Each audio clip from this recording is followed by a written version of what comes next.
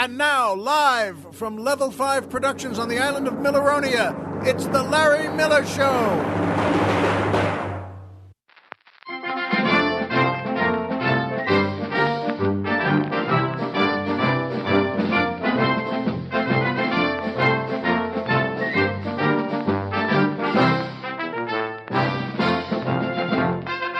Good evening, Mr. and Mrs. America, and everyone who wants to meet a great big star.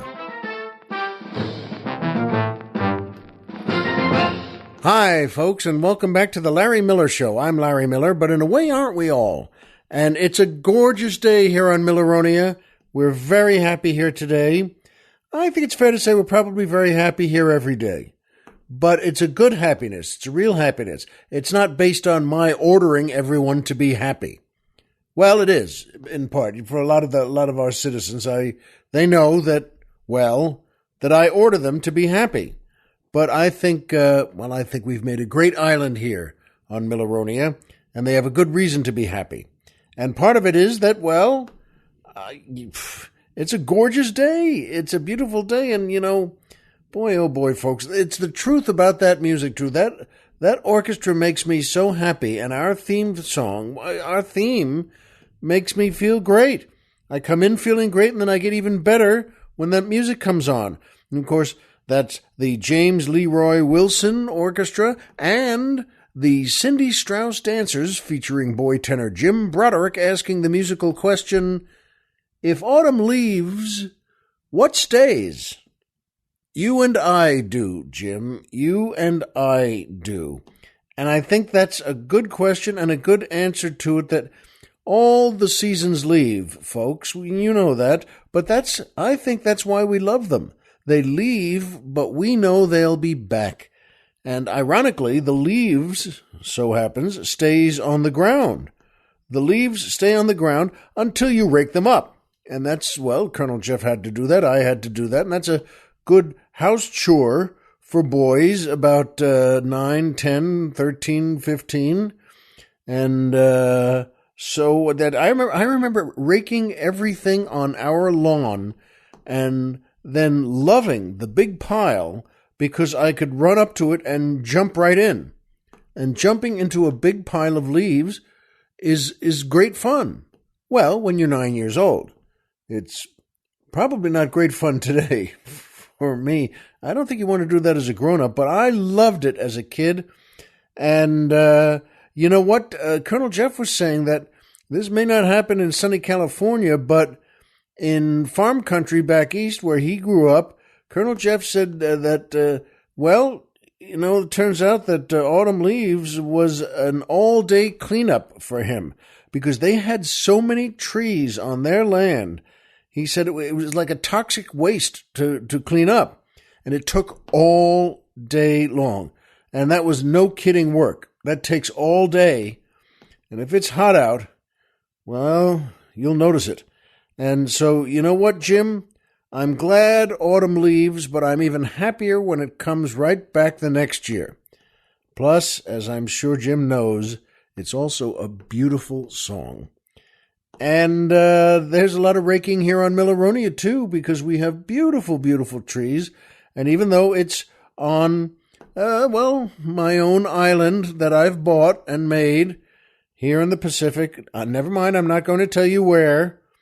But because of that, I always wanted a New England feel to it, too, with, kind of a back east sense of raking leaves. So all the boys, all the 9 and 10 and 11-year-old boys here on Milleronia rake their family's leaves. Or else. If you think I'm threatening a trip to the volcano, I am. They know that could happen at any time. But don't worry, it hasn't happened in a while. It's been, 3 days since we threw someone in, and that was just volcano number 1. So it still involves a horrible death, but it's not volcano. What the heck? That it is the start, and it's the start of another school year in Milleronia. We wait till after Labor Day, which is the way everyone should do it. Should be done that way on the mainland. But my younger son is back in school, and he's great. I just, this morning he gets up on his own now. He's a senior now in high school, and our older son is, well, he's on duty, deployed in the Middle East as a Marine.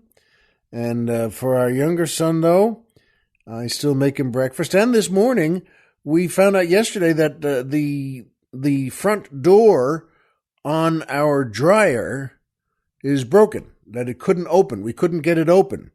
So we had all the wet clothes hung around the laundry room and pantry there. It looked like a really bad garage sale.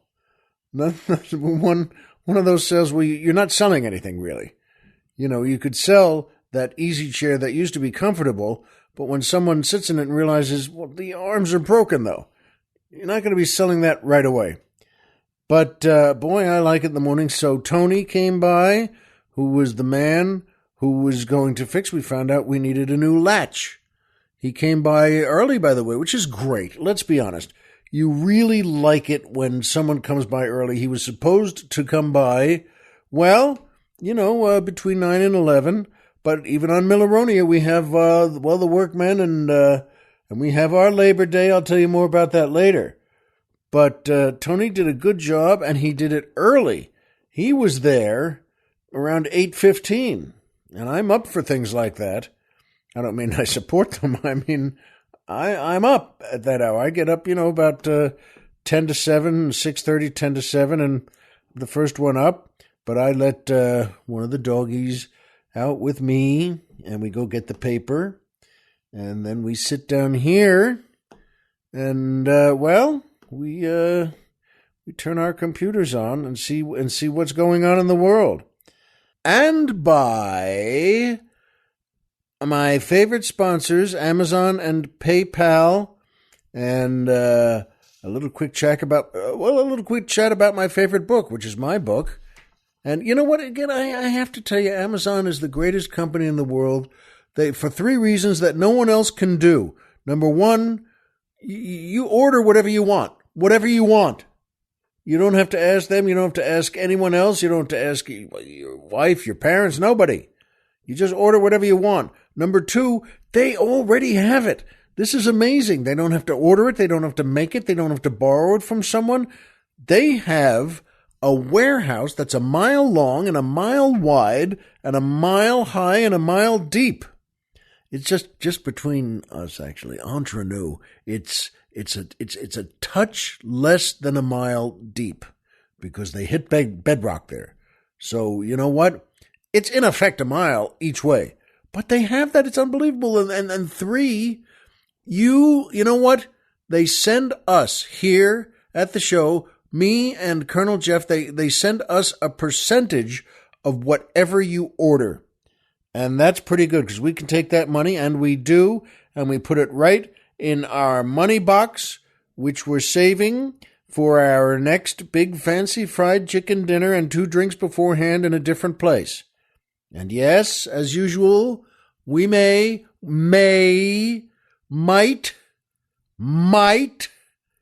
call Dr. Chris and invite him again. He's been to the first 2 big fancy fried chicken dinners. And, we're very fond of him, too. And so we might invite him again. I might call him, or Colonel Jeff might call him. So what you want to do is go to Amazon. And by the way, you don't have to go on your computer or on your laptop or your iPhone or whatever it is you have. Don't do that. Let us take you there. Go to our website, which is LarryMillerPodcast.com. Who's on the mountain? Tom Mix.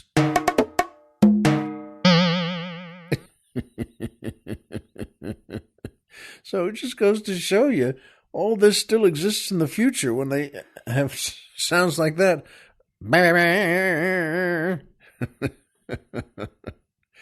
Well, go to our website and we have a banner that says Amazon on it. You click our banner and we'll take you there. You click our banner and then go take a nap.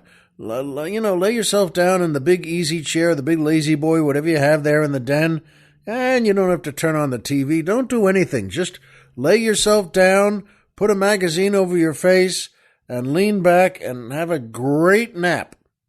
And a nap that's so good, it's almost not even fair to call it a nap. Once things get to be into the 20, 25-minute range or 40-minute range, or, sometimes I've had, I'm sure you have too, sometimes an hour nap. I had an hour nap yesterday. And it's amazing. In between work and after, doing certain things all around the house, I decided, I was all dressed up. I had to do something for that. And I wanted to take the fancy clothes off. And I did in our bedroom there. And I just laid myself down on the bed in boxer shorts and a T-shirt. And, it was terrific. I didn't turn on the TV. I just, cuddled my head over onto a pillow there. Folks, I slept for an hour solid. And in fact, this is the truth. The only reason I woke up was because I was lying on top of the bed. And it was so cold in there from the air conditioner. I woke up shaking. I mean, this is no good at all. It's like being a prisoner of war in Finland. I mean, it was so cold. And I got up out of the bed, and Ozzy, bless him, was with me there on the bed, and he was cuddled up behind my legs. And he can take anything, He's like worrying about a husky dog, They're fine in the cold. But I got up out of that bed, and I started to, with bowed legs and kind of shaking arms, I went into the bathroom and thought, oh, this is crazy. Holy mackerel. Before I left the bedroom, by the way, I turned the air conditioning off. That was job number one. I'm not that stupid. I had to turn the thing off, and I thought, holy mackerel. And I, rinsed my hands off and rinsed my face, but it was so cold. I mean, you would want to make sounds. I don't think my wife would have liked the sounds I make, because now, you sound like a caveman. And, but boy, oh boy, you know what? We'll get you to Amazon, asleep or not. That's the main thing. And by the way, PayPal has a banner also on our website. PayPal, great group, PayPal. You really feel like you're changing the world when you work with PayPal, and who knows, maybe you are. And so what you do is go to get to PayPal. They have a banner on our website too. Do the same thing, and let us get you there. And you know what? Look, if you enjoy my show, and why wouldn't you? And you'd like to send us a few bucks to help out, and why wouldn't you? Well, you can do it through PayPal. And I'm not fond of saying, well, donate this or pay what you like or join the Platinum Committee. I'm not fond of those things. I just like to say, buy us some drinks. All right? And you can do that because there are different levels with drinking. There's level 1 through 5, all the way up to... We're driving to Florida!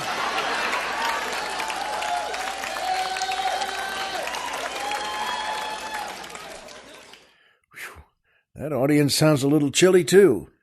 They're probably hoping their headline performer, me, will just turn the air conditioning off before he walks out onto that stage. And but we thank you for that. You know what? For joining PayPal, too, and sending us some dough, because every little bit helps us keep the old leg lamp lit. And that's the truth. And thank you to everyone who's contributed already. And thank you to those of you who are about to. And by me, signed hardcover copies of my book, Spoiled Rotten America, are now for sale at store.comedyfilmnerds.com. And I'm very pleased with that book, very proud of it. It did great when it was in its initial sales, and did really well. And we have a bunch of cases of it left, and I think you're going to love it. It's funny, and it's a real look at life. It's my vision, the way I see things, and you already know part of what that's like. as you know that through the show. So, well, do that, folks. Come on, buy yourselves a book, and then buy something that gets us gets us a paycheck from Amazon. So, you know what? That brings me to my favorite part of the show, the joke of the week. That's good too. There's a product it's advertised with that bongo drum thing. I think it's an insurance company where they still have that feeling to it that I remember from cartoons in the 60s. That Hanna-Barbera cartoons did this a lot of that, to show one of the characters running or starting to run or leaning to get out of that house or that company, wherever it was. His legs would twirl in the air and they'd play the bongo drums like that, because that was their signal. It worked for me as a kid, and it works for me as an adult.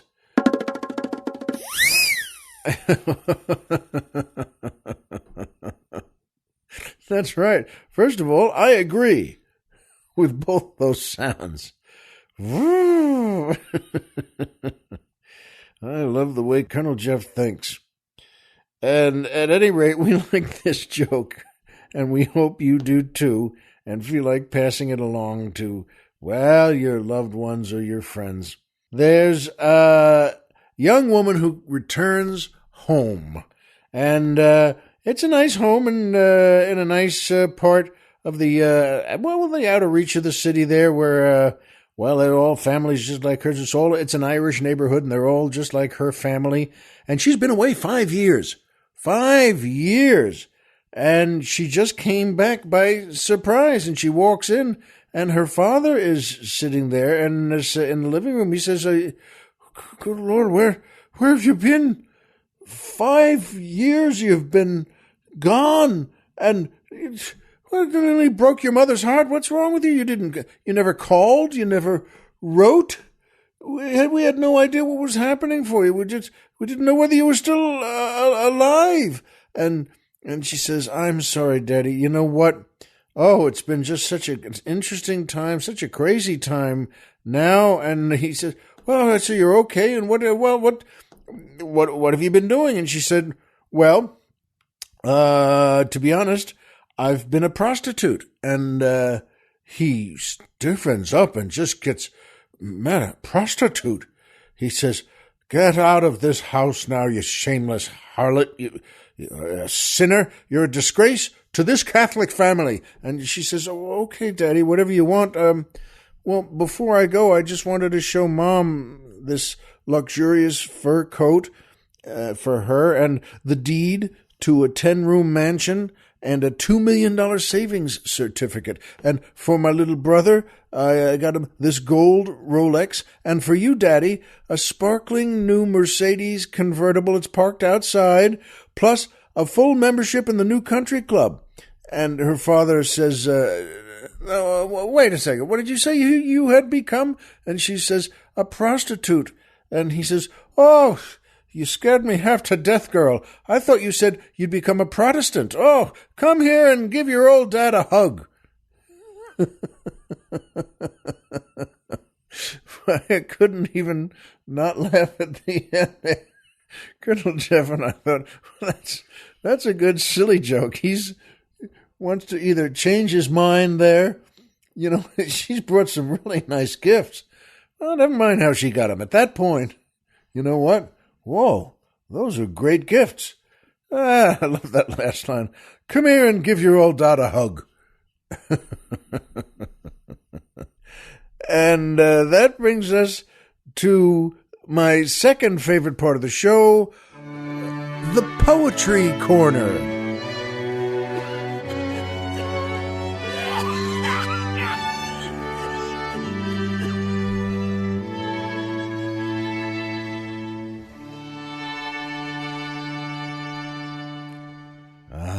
Yes, that was probably the way that girl's father coughed before she told him about the gifts she brought with her. Well, folks, this is the Poetry Corner. I love this too. A good joke is a wonderful moment in life, and so is a good poem. So is by a great poet who puts something down in makes you think and shows you how words can be used. And this is a good one. It's called Fruit of the Flower, written by Countee Cullen. He was part of a group, in the early 20th century. He's an American that represented the first large body of artistic work in the U.S. by African Americans, and he lived from 1903 to 1946. So not a long life, but a good one, and especially because of this poem, Fruit of the Flower. My father is a quiet man with sober, steady ways. For simile, a folded fan. His nights are like his days. My mother's life is Puritan, no hint of cavalier, a pool so calm you're sure it can have little depth to fear. And yet my father's eyes can boast how full his life has been. There haunts them yet the languid ghost of some still sacred sin. And though my mother chants of God and of the mystic river, I've seen a bit of checkered sod set all her flesh a-quiver. Why should he deem it pure mischance? A son of his is fain to do a naked tribal dance each time he hears the rain. Why should she think it's devil's art that all my songs should be of love and lover's broken heart and wild sweet agony? Who plants a seed begets a bud, extract of that same root. Why marvel at the hectic blood that flushes this wild fruit? Isn't that lovely? Good work, Countee Cullen. Fruit of the Flower. Yes, how do we know? We look at our parents and we think, well, they had something in their past, and I don't know what it is, but why should they be so, just thunderstruck by the things I do? Well, good question. Maybe they shouldn't, and maybe the first step in making that better is from us. And that brings us to my third favorite part of the show, MMM, Triple M, the Magic Movie Moment.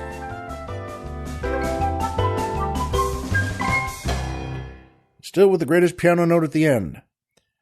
And you know what? This is a terrific movie. I've always loved this movie. It's Mr. Lucky from 1943, directed by H.C. Potter, starring, what a cast this has, folks. Cary Grant, Lorraine Day, Charles Bickford, Henry Stevenson, Vladimir Sokolov, and many, many others. And I wanted to talk about this because also it's a terrific movie, folks, and it's from, the middle of World War II, and it's about how characters have lived and how, some of them change and some don't change. But you know what? It sets with Cary Grant plays a gambler. He's a gangster, and he runs a gambling ship, and they don't have a lot of mercy. And Cary Grant runs a rough group, and they're not afraid to take what they want. And in fact, near the beginning of the movie, he takes on another character. Because one of his men dies, one of the guys in his group, in his gang, dies, and the guy's name is Joe Baskopoulos. And Cary Grant, just to keep his image a little lower from the government officials in the middle of World War II looking around at everybody, he takes that name. He became Joe Baskopoulos, and he goes into a place where, a lot of the local women and the higher crust women and the wealthy people in society are running something to send supplies over to the needy in the middle of World War II in Europe. And they're getting blankets, and they're getting clothes, and they're getting food supplies, and they're getting medicines. And they are going to hold, it turns out, a big gambling event, a gambling night where all the higher crust people are going to come by. And they can do that. It'll be legal because, it's all going to charity. And they start to carry, and that's Lorraine Day. she's a great actress and so beautiful. And, well, she and Cary Grant begin to fall for each other. And that's part of the great story. And it is wonderful. But at a certain point, because all these fellas, all the bad guys, decide they're going to take everything from these women. They're going to say, well, we had a bad night at this table, and they're just going to steal the money. And, well, Cary Grant's character, well, starts to feel a little bad about that. And he has a letter that Joe Biscopoulos got, the actual guy got. He has a letter, it's written in Greek, and it's he doesn't know what it is or where it's from. And he goes just before their big gambling night. He's got his tuxedo on, and he's looking pretty slick. And he goes into a Greek church in the area there. He wants to see if he can find someone to translate his letter. And the Greek priest there on duty changes his life. And that Greek priest is Vladimir Sokolov. And folks, he's a great actor. He's been in so many movies. I've seen him so many times. But this scene is a magic movie moment for me, because the Greek priest, Mr. Sokolov, starts to read the letter, and he translates it instantly, of course, and he has a thick accent. And as soon as Cary Grant finds out that it's from the guy's mother, it's from Joe Biscopoulos' mother, and she's still in Greece, of course, with the rest of the family, even though he ran off and isn't helping them and isn't serving there in the war in Greece. It was a terrible war in Greece there. And as soon as Cary Grant finds that out from the priest reading that letter, he says, all right, Father, thanks very much. That's all I need. I just want to know where it's from. And the priest, Vladimir Sokolov, just puts his hand on Cary Grant's forearm and says, wait, and continues to read the letter in English. And they sit down together in one of the pews. And folks, the letter is beautiful, but it breaks your heart about what they're going through, written by this fella's mother. And she describes some of what they go through and how they lost, and how one of his brothers, when the Nazis were attacking, one of his brothers stood up with fire in his eyes and shouted, "Men of Greece, will we just lie down for this?" And that he led a battle, a rebellion of the men of the village. And they weren't armed, and they just had clubs and bats and things. But she said they didn't do well. I remember one of these lines from the letter his mother wrote. Well, they lost. They were all killed. But at least Greek honor lived for another hour. And it's a scene, and Cary Grant, God bless him, what a great actor. He begins to change, and we see it. And in his face, he's really hearing this, written by the mother.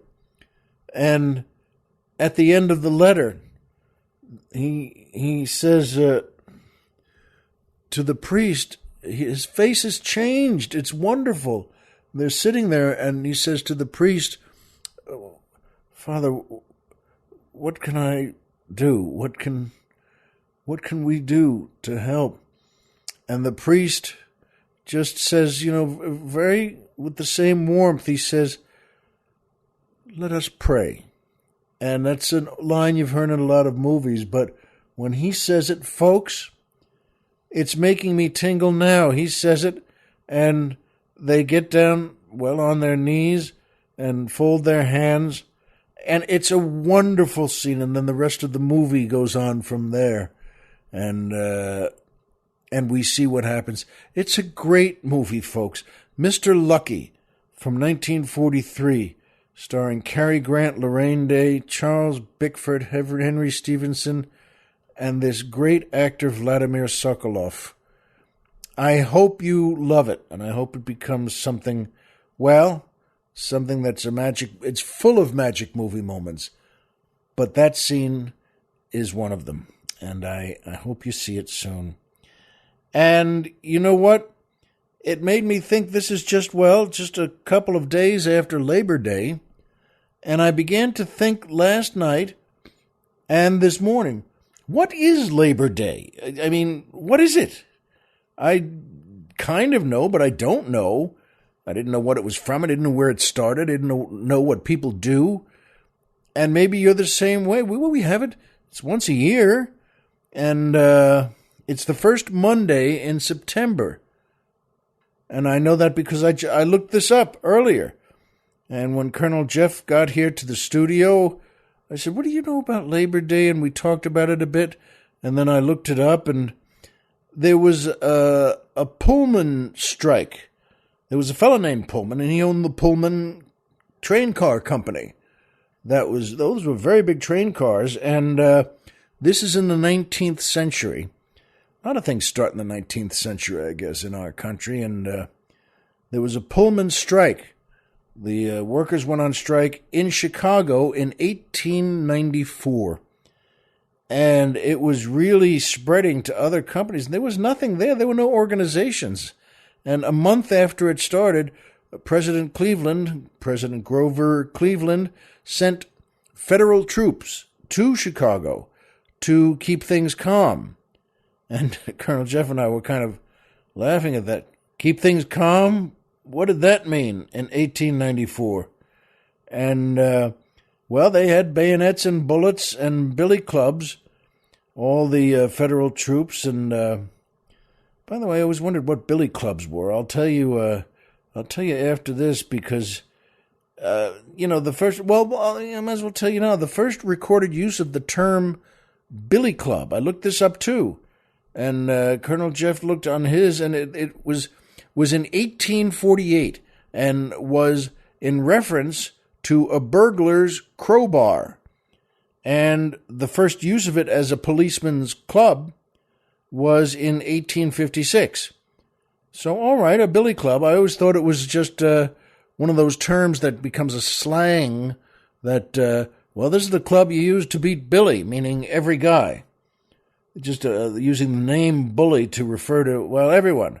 So this was then called the Billy Club. And so it struck me, though, that it wasn't a national holiday, Labor Day. And, there were a lot of hard feelings. And there was, you know what? Also in Chicago, that's a tough city, by the way. They were never a second city in toughness. And in Chicago, this is in the late 1880s, there was a gathering, sort of a rally for the workers at one of these companies. And they were, and people were getting nervous about these things. What does a rally mean? What do all these workers mean? And the mayor of Chicago went to this. It was nighttime. It was on a Wednesday or Thursday in Chicago. And the mayor went, because as mayors do, they try to keep, smiling and shake hands with everybody. But the mayor of Chicago said that, this seems like a good group of folks and doesn't look like any trouble. So he shook a couple of hands and smiled and waved, and then he left, about 8:30 or 9 at night. So he headed out, which was what you expect of a mayor. But then it's funny, when I read the recording, the article of what happened there at the rally, the mayor left, and then it says, and then the police moved in to break things up. And that's another thing, when you read it, you go, break things up? What does that mean? Because remember, this is the 1880s. There's no electric lights. This is nighttime. It's almost 10 o'clock at night. So there's no electric light. Now think of how important that is. There was no public address system. There's no way to communicate to any people, any group, anyone. And there's no lights, no sound, nothing. And it's just nighttime in Chicago, and the police are trying to break things up.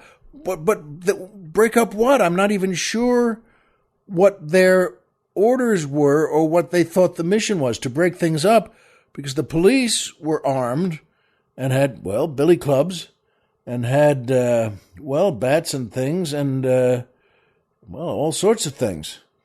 And they had rifles too, in addition to handguns. The workers there at the rally didn't have anything. They weren't armed, but they knew something like this might happen, so they had clubs themselves.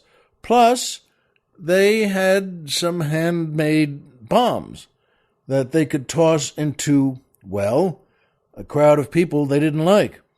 So, break this up, quote unquote, turned into, a pretty big fight, pretty big battle. And 30 of the workers were killed, and 7 of the police were killed. And, folks, it didn't quite break things up at all.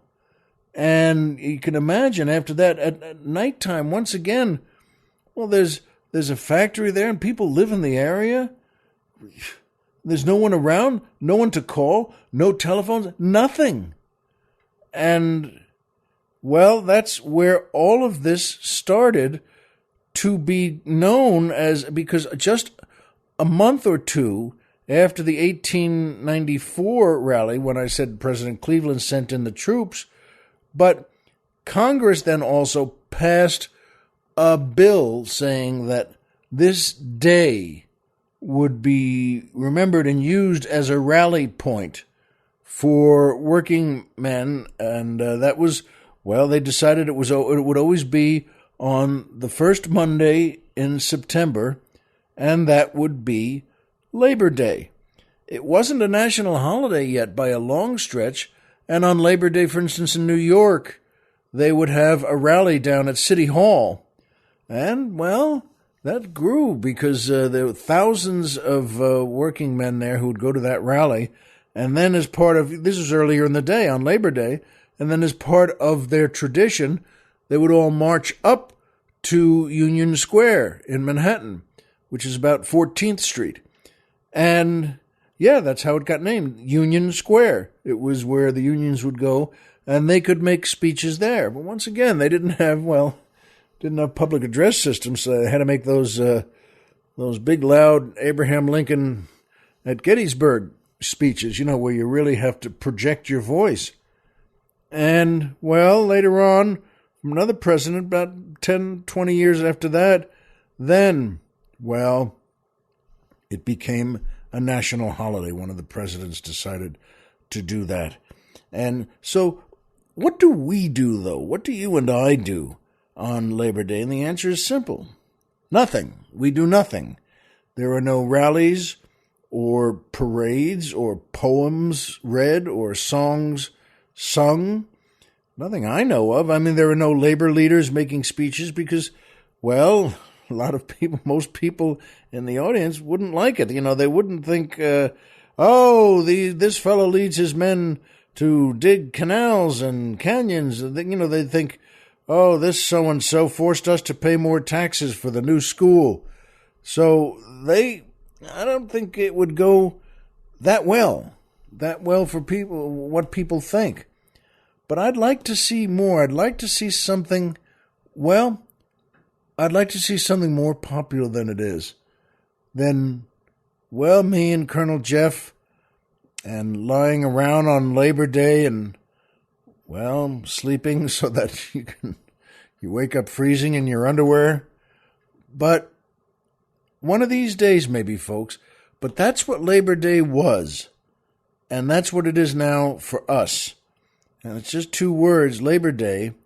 But I think it could be something better. And I think it should be, the reason the day is put aside, I think it should be so that working men and women, and it's not, I don't mean just any jobs. I think Labor Day is supposed to be for labor jobs, construction, breaking up streets, building things, cops, firemen. I think these are Labor Day jobs so that they can have something, they can have a march to a Union Square in their cities. And I don't think they need anyone to break that up. And you know what? It reminded me, too, that's why I mentioned seeing stars in the beginning of a day or in the end of a day. Seeing stars and really enjoying saying, hey, look at that. That's so-and-so. How happy that makes you feel when it's a good moment. seeing a star you really admire. Now, you might not see your favorite stars there at a rally like that, but they shouldn't necessarily be there. This should be a day for working men and women, and you know what? Who knows? Maybe we'll all see that. And by the way, it reminded me, speaking of stars, the reason James Leroy Wilson was chosen for our orchestra leader today, he wrote something awfully nice. He wrote something to me that was saying, it was a very nice sentiment that makes me feel great. And thank you, James. But, he said he always wished that we could meet one day and he could hold his hand out like for a handshake and say, Larry, I just want to say Homer is Homer, and see what I say in return. But it's a very affectionate way to put that. So it made me think of this. What about meeting big stars, really folks you'd always love to meet? And I have two moments that are still the greatest instance of that in my life. I love being in show business, but there are a couple that are pretty good, and I'm just going to tell you them. And they're not big, long things, but to set a nice moment. I was coming into to LAX, the airport. I was coming off the road. I was on a couple of jobs, and it was late at night on a weeknight, and it was, about 1 or 1:30 in the morning, and I felt great. I always say, you know what, thank you for bringing me back. Thank you for getting me home safely, and I had my car in one of the lots, and the place is empty. The whole airport, I mean empty. And I got to where they have those walkways that go on their own down the long hallway just before you get to the luggage area. And I usually never go on those, but this, it's 1:30 in the morning. You're a little tired, just got home. So I got on the one on my side on the right, and I wasn't even walking through it. I just thought I was just enjoying that this was moving along. And there's no one there in the whole long hallway. And then I just happened to glance over to my left onto the other walkway, the one that's going into the airport, and there was a beautiful blonde woman who was coming my way on her walkway, and I thought, boy, oh boy, she's really pretty. And then, we're going towards each other, but I just glanced at her again and said, wait a minute, she's really pretty. She's like beautiful.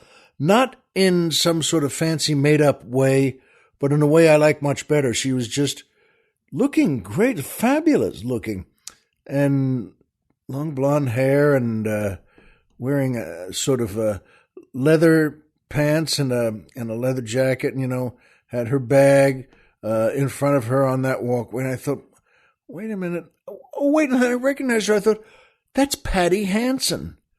Holy mackerel, that's. And she is beautiful. God bless her. She's gorgeous. She's a terrific, performer, actress, singer, and she does everything. But I was just looking at her and thinking, wow, she's just beautiful. And she's, for goodness sake, she's married to, and just as I thought, she's married to Keith Richards. And I just happened to look right behind her, 5 feet behind her. Holy mackerel, it's Keith Richards standing there. Because, yes, of course, they're married and they're about to go somewhere, and in the middle of the night, and he was looking at me smiling.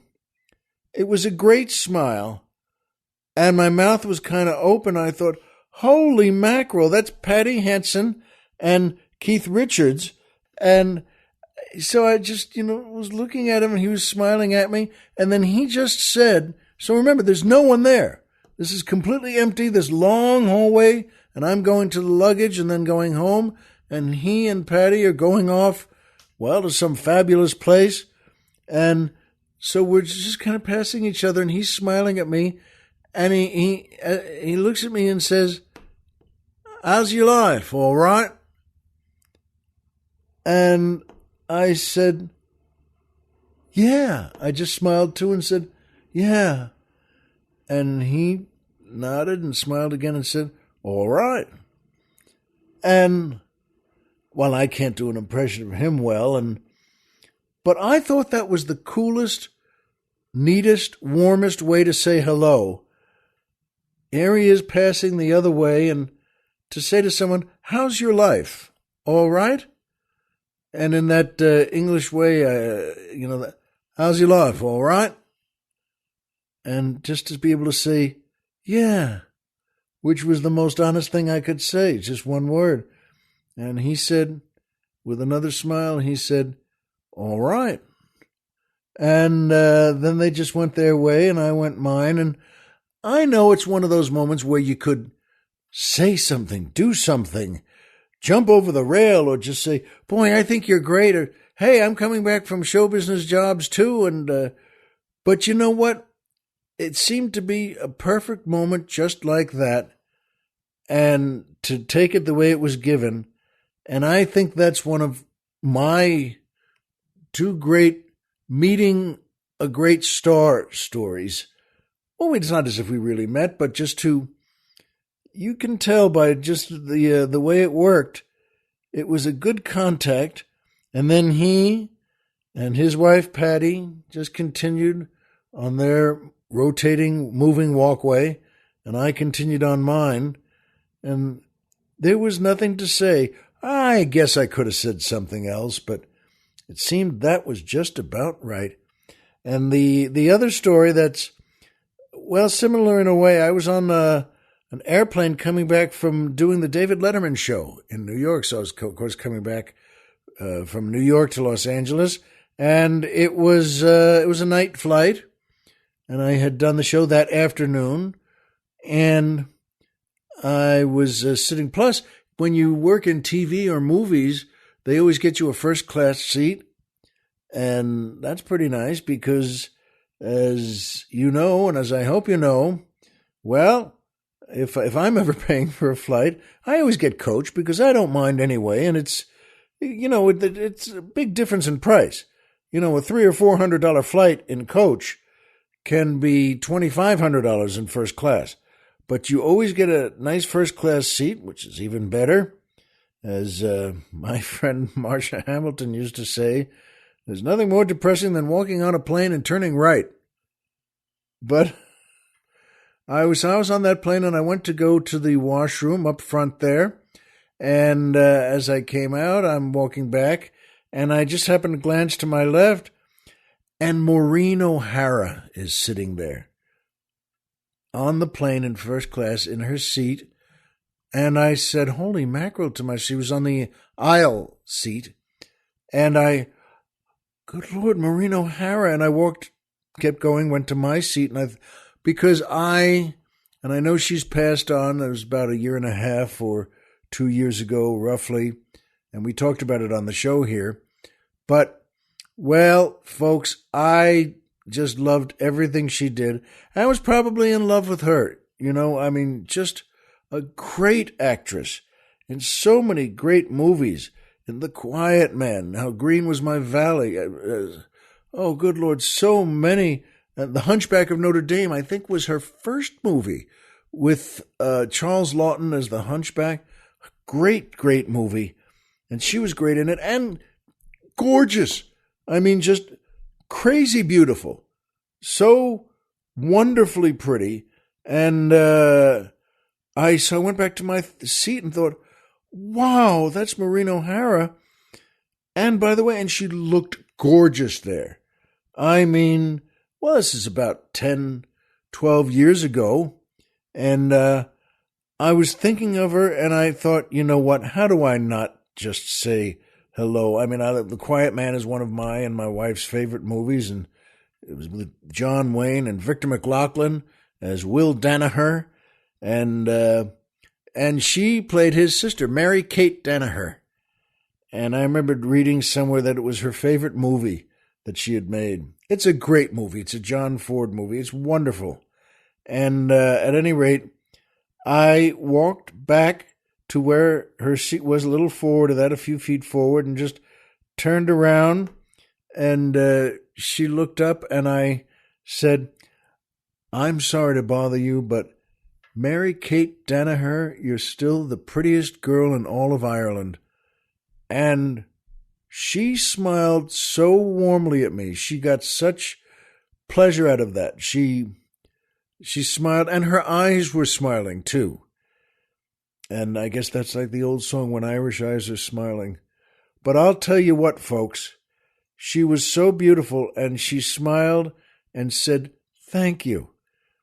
And I thought right then, and I still think, every man deserves to have a woman that beautiful smile at him and say thank you at least once in his life.